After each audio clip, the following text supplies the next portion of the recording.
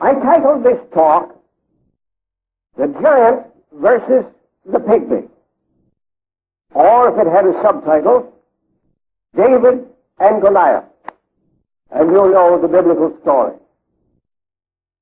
Your speaker has a deeply embedded hope that what he is about to reveal will be clearly understood, accepted, and applied, so that mankind will grasp the fullest significance of his relationships within himself.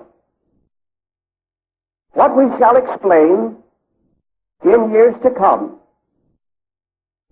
will be accepted in toto as a working and workable plan.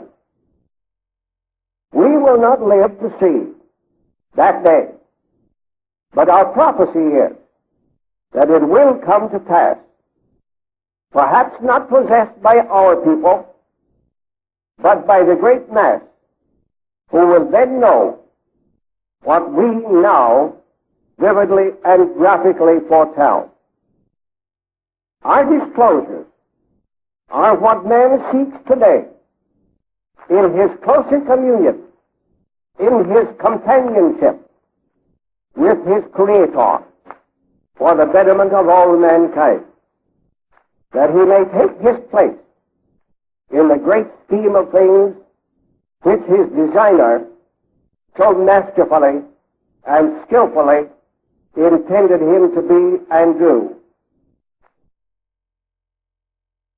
Two and only two fundamental and basic approaches to all things natural have their normal and simple principle. The chiropractic fundamental and basic approach is the same. From innate intelligence above, down to, and through man's body below. When that flow in that direction is normal, man is alive, healthy, and normal. Interference to this flow, from above down, inside out, produces a reduced normality to abnormality, from life eventually to death, from health to sickness. The correction of this interference re-establishes abnormality to normality, from death to life, from sickness to health. People appreciate the above common source, desiring that more of that which is above will become a part of the living creature here below. Chiropractic is based on that same common principle. For countless eons of time, the universal law, with many subdivisional applications, has been producing mankind as one manifestation. For many centuries, many millions of confused men, women, and children with endless diversified emotional minds, with myriads of confused ideations, with a multitudinous babble of strange voices and languages, have sought sustenance from outside in, below up, for ease for their trials, troubles, and tribulations, to improve their status while on earth. Has man, in that method of approach, created any new laws or better principles of that law, or has he merely used that law and principle that which were existing in their entirety as they came from above down, inside out, into and through all mankind alike, without variables, with no favorites as to race, color, geography, or degree of understanding, bringing one common law of life to all, with supreme consistency and constancy.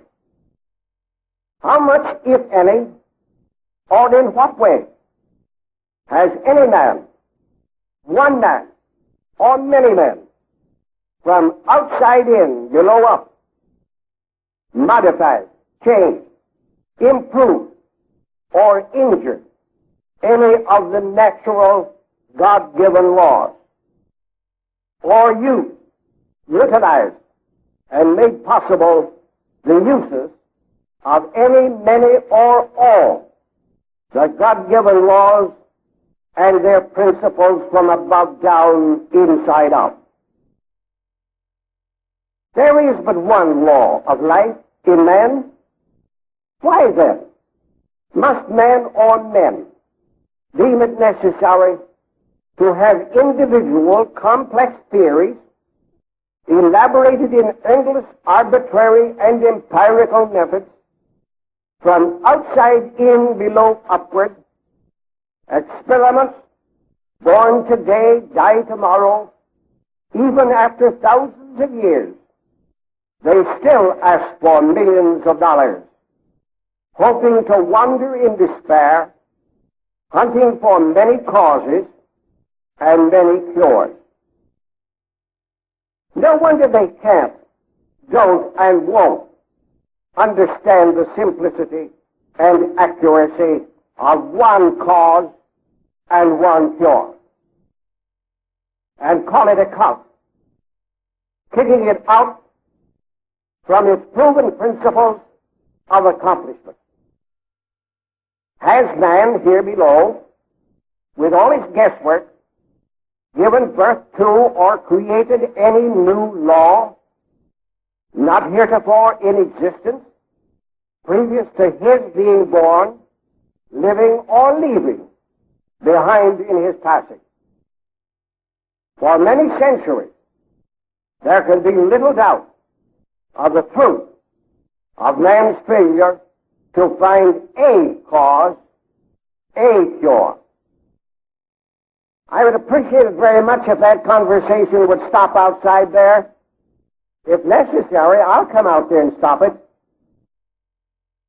If this be true, is it possible to treat ills with drugs from outside in, below upward? Or is it the essence of reality to permit the wisdom of one cause,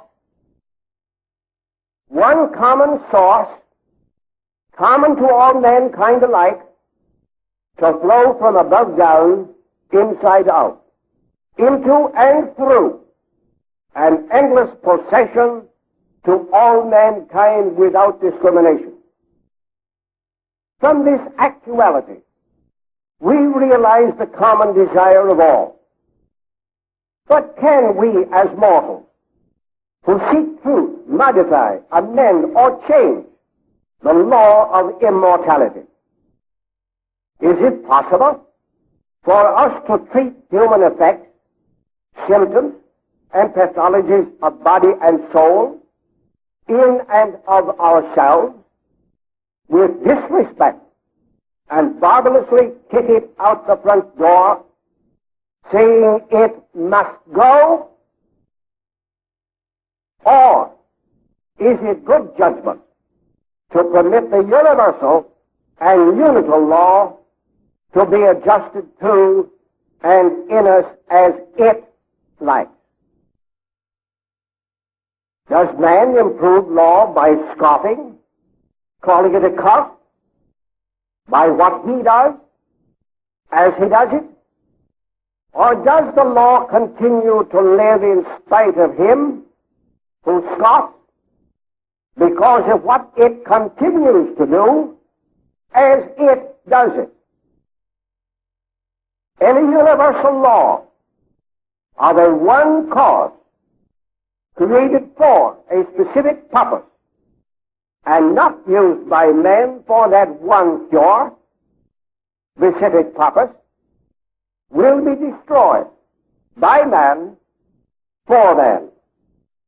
But it will still exist as and by itself, in its products, from productions to reproductions nonetheless. We hold the same brief for all the vertebrata. We are interested in both bipeds and quadrupeds because all species and families exemplify the same universal and unital law of life, observing the same duality of the same common denominator principle. They produce and reproduce in like manner. When left to their own, the sexes balance.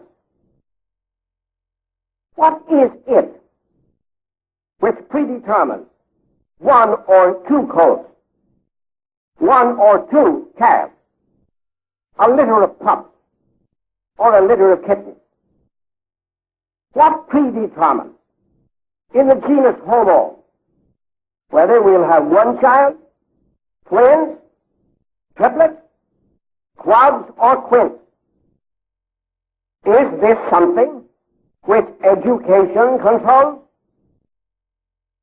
Without an abstract college or university training, animals sustain the same one cause, internal life, as we. Yet they do not worry about how to sustain their internal functions, about the one cause, source of where life comes from, or how or why these productions exist at all in their natural and normal state. They do not maintain drugstores, soft vaccines, or antibiotics. We of the modern super-educated times want to know the mysteries of life itself and how to make it over and mold it to our book patterns and designs. Would we or could we change it? Or would it be just as good, better or worse, if we didn't know it? Would we exist the same without that knowledge? Is the savage who lives in ignorance of what we think necessary worse off in not fussing and fuming about what we think vital? If and it, as our particular thinking, be it right or wrong, has that changed the patterns of man? Suppose our chiropractic cult was obliterated, our one cause and one cure was dictatorially effaced. Would man be better or worse?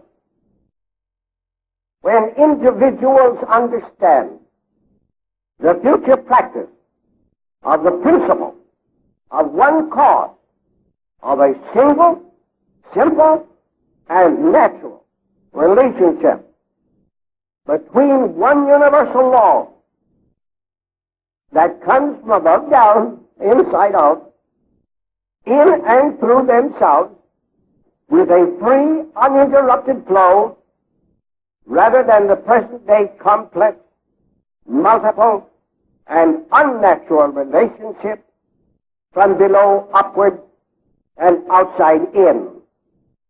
Then companionship and comradeship between people will be more sane, healthful, lawful, and free of medical fetishes, superstitions, thinking they must regulate the worlds outside when they are unable now to govern the inside of themselves with justice. Man wants to reach the moon, circle that moon, and return alive. He wants to know whether anybody lives there or not. Man is spending billions in hopes he can learn about some things in far distant lands. What about himself? Inside himself, what would occur if he could reach inside himself, explore himself, know the inside of his creation and how created, and thereby know more accurately and fully about this inside fellow that lives and has its being within himself, and thereby know more accurately and fully about this inside fellow that lives and has its being within himself. It costs less to discover these great unexplored, unknown, undeveloped continents alive in his inner personality, all of which surface has been hardly scratched, much less dug deeply into its recesses. Everything today is materialistic, outside in, below up. But I say to you frankly, everything tomorrow will be immaterialistic from above down, inside out, and we are helping to bring that about.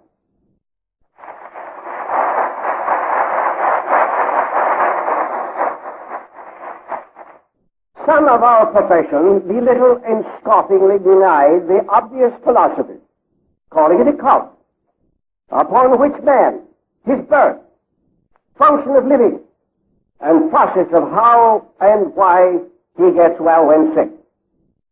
All ideologies, regardless of name, are a cult in horizon or in overall broad applications of the desires of humans to understand, reach up through, to attain knowledge of the governing factors which are beyond their control in their inter and intra relations to the great one common source through their short span of existence.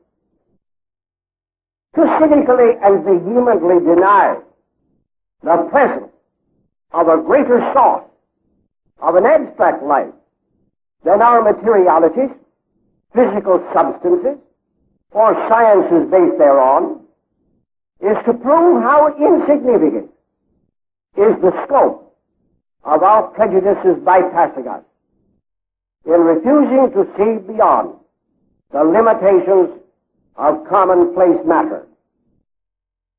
We take pride that we can look at mankind and acknowledge to him that we are conscious of the same order as they, whereby we have a source of life the same as they, which can be reached, which gets to go well in all of us the same as in them. What would we be? What would the world of living tissues be or do without one all-common, basic, and fundamental principle of culture? Even though each is curiously different, all become as one universal, unital, survival, ideological cult. The same cult we inculcate as our base, which we communicate as the philosophy of chiropractic. Finally, there is one indisputable molding principle from which we all spring and have our being, to which we as chiropractors arrive if we are to continue functioning, living, surviving, getting sick people well. The opposite of a cultist is an infidel, agnostic, or atheist.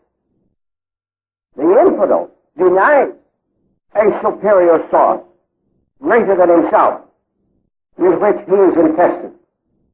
The agnostic says, I don't know there is anything above or beyond of a superior source than my scientific mass of flesh. The atheist disbelieves there could be a greater source than his own little education.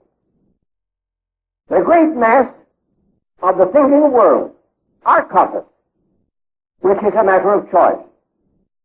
Those distant few who actually are infidels, atheists, or agnostics are few and far between.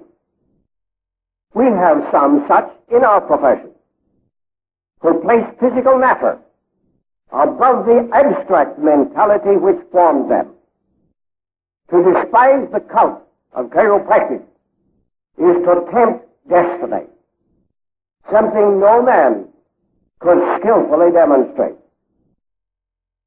We would rather be dubbed a chiropractic cultist, admitting, acknowledging, and leaving no doubt that there is a superior one cause, source, from which humans come into existence, which permits us to get sick people well, than be dubbed a chiropractic infidel, agnostic, and atheist, denying there is a superior source which has perpetuated millions of men and women after a definite pattern for time almost without beginning or ending. To belittle the cult of chiropractic is to belittle the principle also of the cult of the source of our being. More and more, there is coming into human consciousness where cults are becoming more practical in their approaches to the proofs of contact of healing powers within ourselves, from above down, inside out, of the same cult on which all are based. Does it make any internal difference to this law whether a finite man calls it a cult or a saint? We don't regard it as a disgrace to call chiropractic philosophy a cult, or the reverse. To acknowledge the innate within us is an honorable acknowledgement. Regrettably, there do exist a few in our profession who put on an outer veneer of conformity with the great mass of the unwashed, the unscrubbed. They are neither stable, fixed, nor permanent in what they try to do by way of external methods from outside in, below upward, to get sick people well. As they drive, they wobble and weave back and forth from case to case across the medical center yellow line with many causes, for many cures, one therapy for one disease, a differing therapy for another sick organ, hopelessly and helplessly floundering in despair. They double the burden of innate, who works from inside with his one cure for one disease, but also is compelled to overcome the hurdle of what the skeptic drug-monger from the outside piles in and on in addition. They have no deep convictions on how to get sick people well, so they experiment like medical men. They adjust vertebral subluxations, or think they do, to satisfy a cult, to justify a state board to renew their licenses. Then give anything, many things, each for a different organ and different disease, so they can urge, coax, coerce, help, assist, stimulate, or inhibit, they know not what, to placate a respectable sick person who doesn't know which is right or wrong. They know that life flows from above down, inside out, never from outside in, below upward. In spite of this, they endeavor, these types of people, to reverse the law, thinking they can cause the human life river to flow uphill against the direction long ago established by the law of gravitation. Little reasoning that the governing direction of the flow of life is always one way and applies to all bodies alike. In spite of him, not because of it. What a man thinks, whether it be Sunday or weekday, makes no difference to innate within. No two sick people are sick alike, think alike, but innate in all of them are alike. It follows that our one cause cult, and if liberated from interference, proceeds to get him or her well, for our chiropractic cult is so internally understandable that it ignores ignorance of educated man and proceeds to get him well, in spite of, not because of his false condemnations of what is stored away inside above. Regardless of the differences of educated conflicts raging back and forth between this clique or that clan, one common, natural, and normal, basic, fundamental remains the fixed factor which does not vary, with which sick man lives or the chiropractor needs do to get him well. 7 days of the week, every hour of the day, each adjustment he gives, if given right, at right time, in right way, is designed and destined to make possible one cure, to permit the greater power above and within to have a full free flow from above down, inside out, making it possible for the sick to get well, more feebly expressed when many say nature cures. This universal application of one universal law follows automatically, regardless of what one may have or some may not believe in or follow. Regardless of color, country, habitat, differing languages spoken, equator or jungle, all get sick one way. Not many. A violation of the law of flow of life from above down, inside out. All get well one way. Not many. A restoration of that law of flow of life from above down, inside out. Getting well might be accidental, as it frequently is, or intentional, as it is with the chiropractor. That is what makes this above-down, inside-out principle universal, everywhere to all people. So gigantic are its tentacles, reaching out into the lives of the multitudes of billions of people, that it is difficult for we little insignificant people to grasp its tremendous importance. History is replete with dominant personalities. Each in his time and turn came forth with new interpretations of the solutions of the great mysterious diseases unknown. They wrapped each up in a package, what they thought was a better explanation of the whys and wherefores of how the great superior intellect of the universe created all living things from above down, inside out. Differences of medical approaches, details of time, gradually created a following fitting the circumstances of newer traditions, definitions, and understandings, fitting more to the environment and the needs of that age. Geography often had phases of why they varied. Tribes had legends handed down from father to son through years. Each in his time, thinking his new interpretations were an improvement over previous ones, established a theory, new causes, new cures. And because of their complex thinking and presentation, they gathered the following.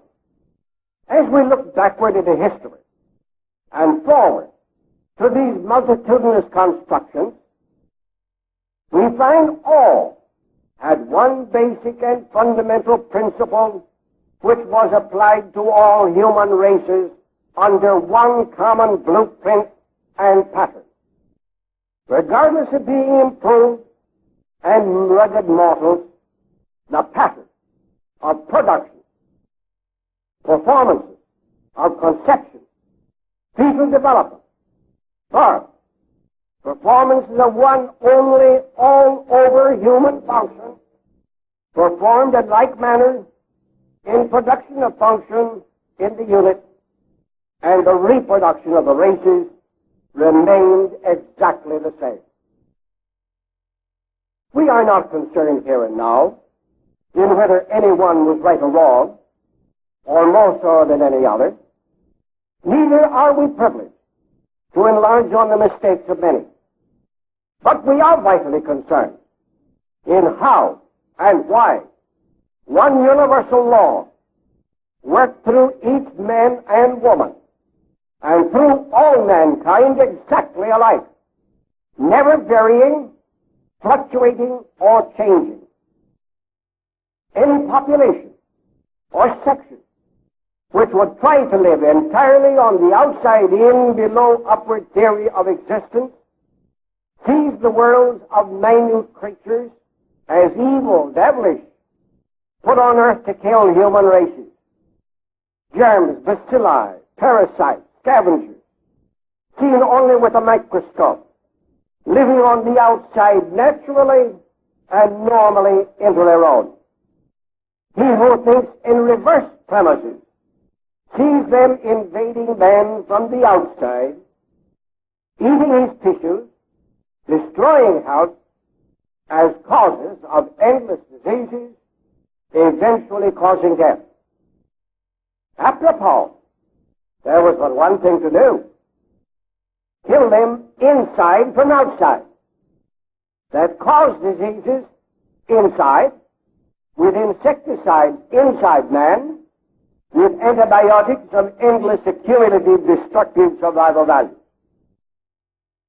Little does this twisted thinking realize if there wasn't a germ in wheat, there would be no wheat. That germs are found consistently and constantly in all people who are well, who never get sick because of their presence inside. Being a truism, there must be a realistic and factual explanation beyond.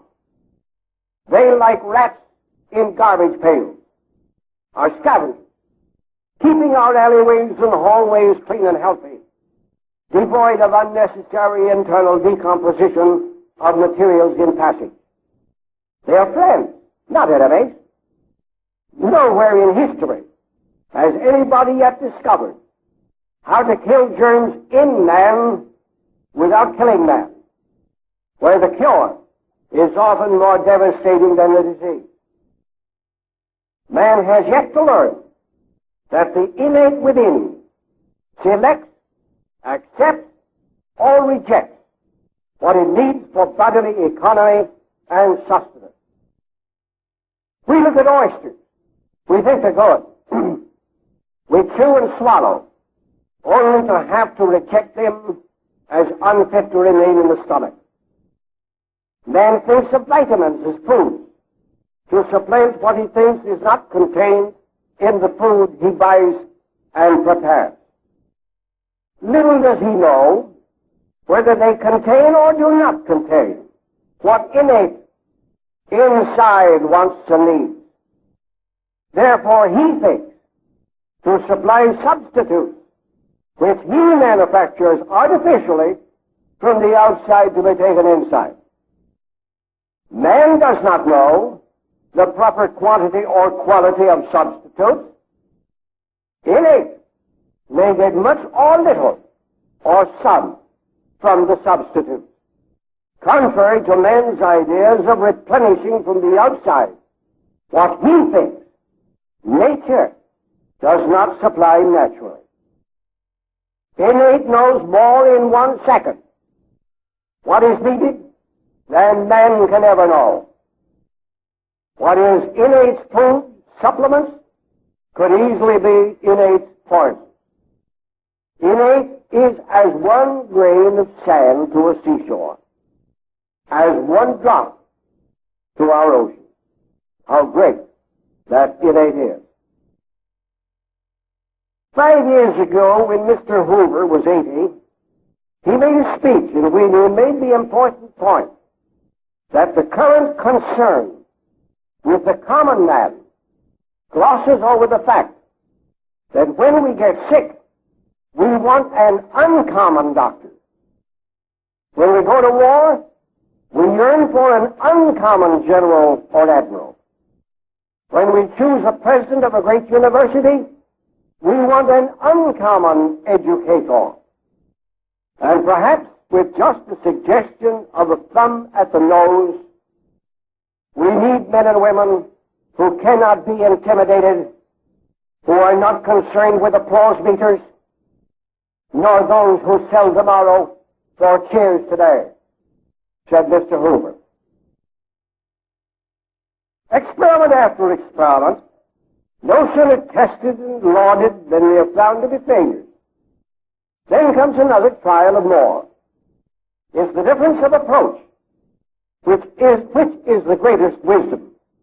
The internal representative of the sage of the ages, the superior power, or man's infinitesimal education of 40 years here below, whether life can be artificially and chemically manufactured externally and balanced against the long and multitudinous variables internally, which began long before any living man of today existed and will continue long after the present race passes into the limbo. The conflict continues to rage between above down, inside out, which flows naturally and normally, and from outside in below upward. One is right, the other never can be. Between whether the immortal is supreme or whether mortal man can supplant it. We respect all desires to help man for the good they do to help, adjust himself to environmental trials, troubles, and tribulations. We do not frown on such in the endeavors to ease man's path of suffering and pain. We do hold, however, most high our knowledge of the greater inner power within man, the surface of which has been hardly scratched, a continent of unknown potentials, which is the factuality which does save human life, reduces suffering, and lengthens human lives. We hold most highly every person who puts forth that additional effort to study this internal law and cooperates with, understands it, applies it, and works conjointly with that law. After traveling over the world for many years, knocking off 1,582,000 miles or more, and living intimately in the homes of these many leaders, Marcus Bach finally came out with his statement when I asked him what all of his investigation and study came to. He said, I'm studying to find out what makes man tick, just as if it made any difference whether he found it or not. It would tick on just the same. His answer was, all roads that are good lead to God. Now we find no fault with that thought involved. Rather, however, we prefer the reverse law. All roads that lead from God to man, from above down, inside out, are good. There's the difference.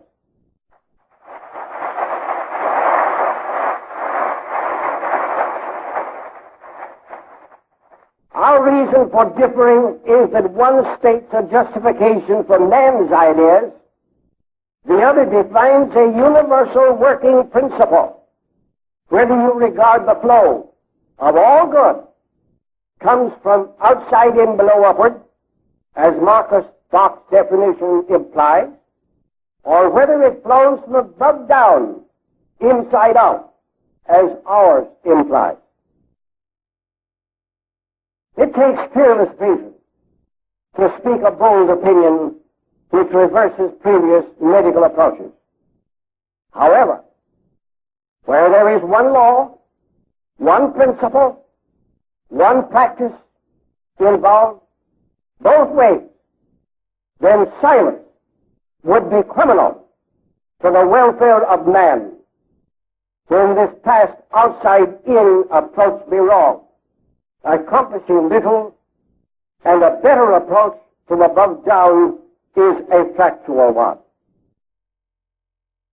In the early days of the horseless carriage, Ford's Folly and his Tin Lizzie came into being. What would we do today without the automobile? In the early days of Darwin, the species and families of species were denied by scientists of those days. Today it is accepted as a basic and fundamental law of the arrangements of all things which grow and live. In the early days of Franklin, many made sport of such a thing as electricity with its unlimited law of power in the sky.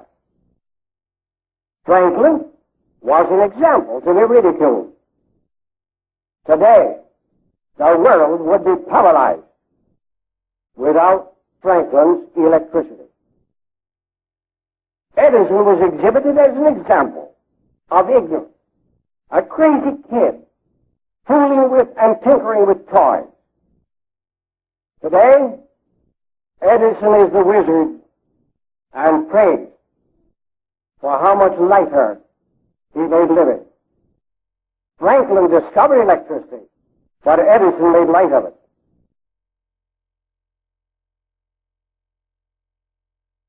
The Italian scientist Galileo of modern science was scorned. Harvey, discoverer of a fluid he called blood flowing through arteries and veins, died a pauper because he refused to refute his findings. Spence and many other independent thinkers were scoffed at. Even to the Christ and his disciples were no exception. In the early days of Newton, they ridiculed his law of gravitation. Many tried to deny it as sound. Time has proved that no man today can deny Newton's law of gravitation. In the early days of Alexander Graham Bell, when he tapped off that single message of what God hath wrought between New York and Washington, little did he grasp the significance that the day would come when all the world would be linked into one great communication center in sky, on land, under the sea, as we use it today. And may I digress for a moment? When we went on the air first in 1919 with WOC, I prophesied then that the day would come when we would bring the world into your home where you could hear it, see it, and have pictures in color. And that was back in 1919 when it was just a little kid's toy. So some people seem to have some vision about something.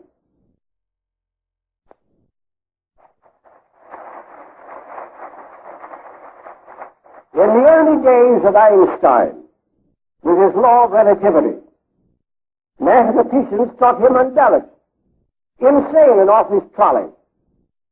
There was no space. There was only time. From out of his law has come a greater power than man thought.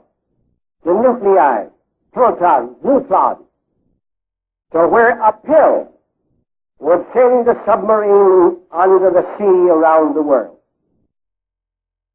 In the early days of D.D. Palmer, he was called a fake, a quack, a robber of money, of sick people. He was laughed at and scorned here in Davenport. He discovered a new principle, an interpretation of an old principle, hitherto unknown, yet always present in all people alike. Today, millions bless him for lengthening their lives, relieving their aches and pains, and making living a blessing, making reproduction a joy in millions of families. Little did D.D. Palmer know that when he liberated that innate spark in Harvey Millard, which restored his hearing, he was to stir up a hornet's nest as to the righteousness of that principle within his own family of followers.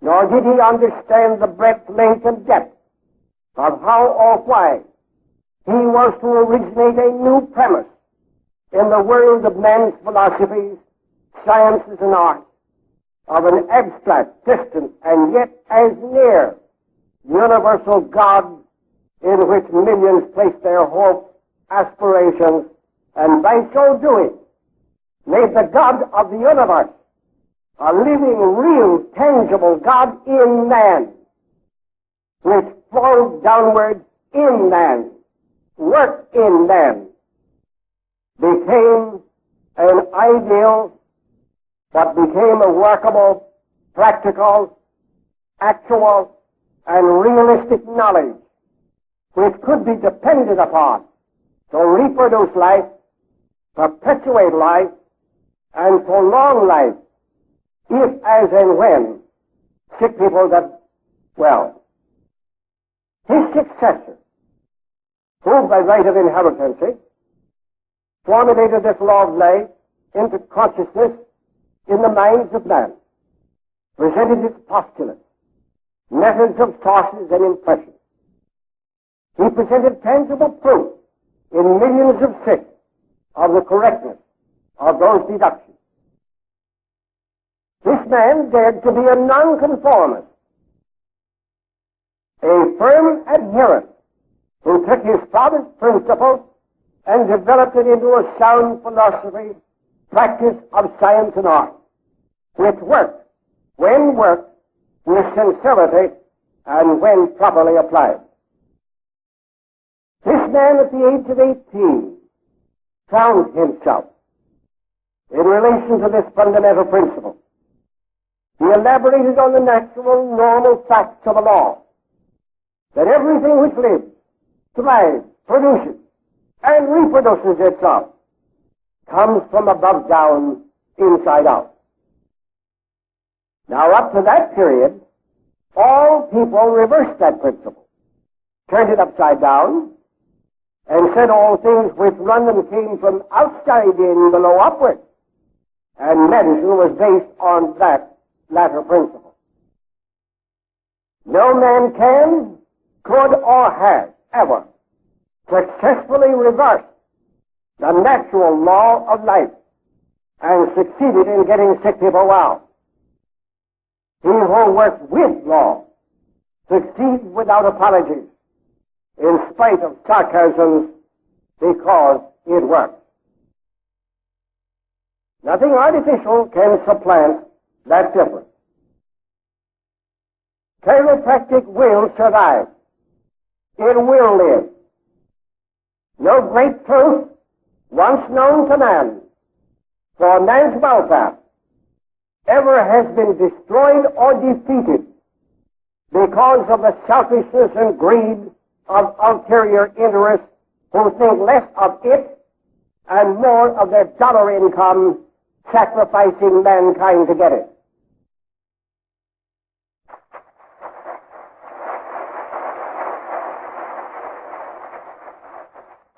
That God of the universe, which always has been spoken through many tongues, many languages, worshipped in many forms, written about in many books, interpreted in many ways by many consecrated men and women. But no greater has been proven than when man himself proved the existence of a living God in living man by making it possible for that everlasting God to become a tangible, seeable, existing reality in him.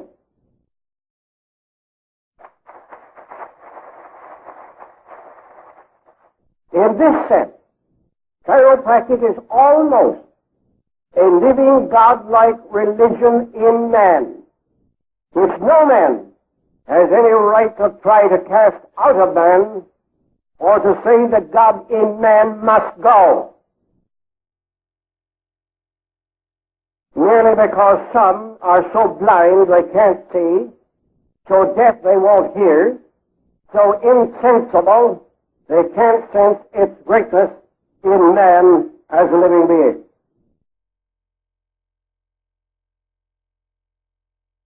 Our chiropractic philosophy is a natural, normal interpretation of an internal and eternal law of life.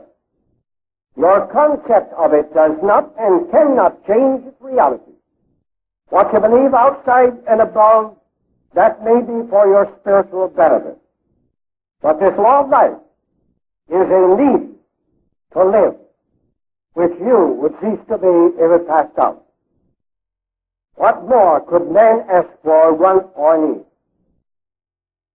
The value to mankind of that God law in man depends upon how well man permits that God law in man to express itself, and how much he utilizes that law of life to become a law of everyday action in himself and in others, wherein he aims to liberate that law in himself as well as in others. Time always has and always will perpetuate those methods which better serve mankind. Chiropractic is no exception to that rule. Now, just in closing, our illustrious father placed this chiropractic trust in our keeping, to keep it pure and unsullied or defamed. We pass it on to you, unstained, to protect, as he would also have you do. As he passed on, so will we. We admonish you to keep this principle and practice unadulterated and unmixed.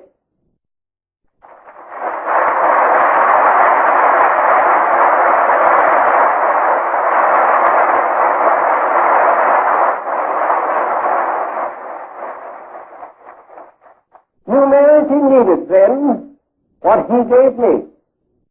You need what we now give you. Out there in those great open spaces are multitudes seeking what you possess.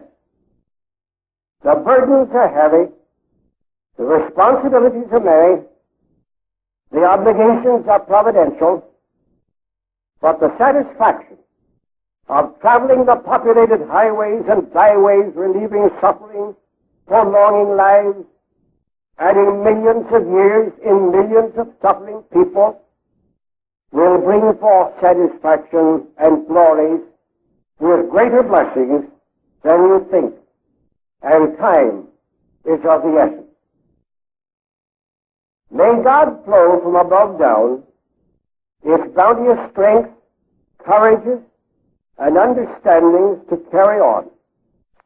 And may your innates receive and act on that free flow of wisdom from above down, inside out. For you have in your possession a sacred trust. Guard it well. I thank you.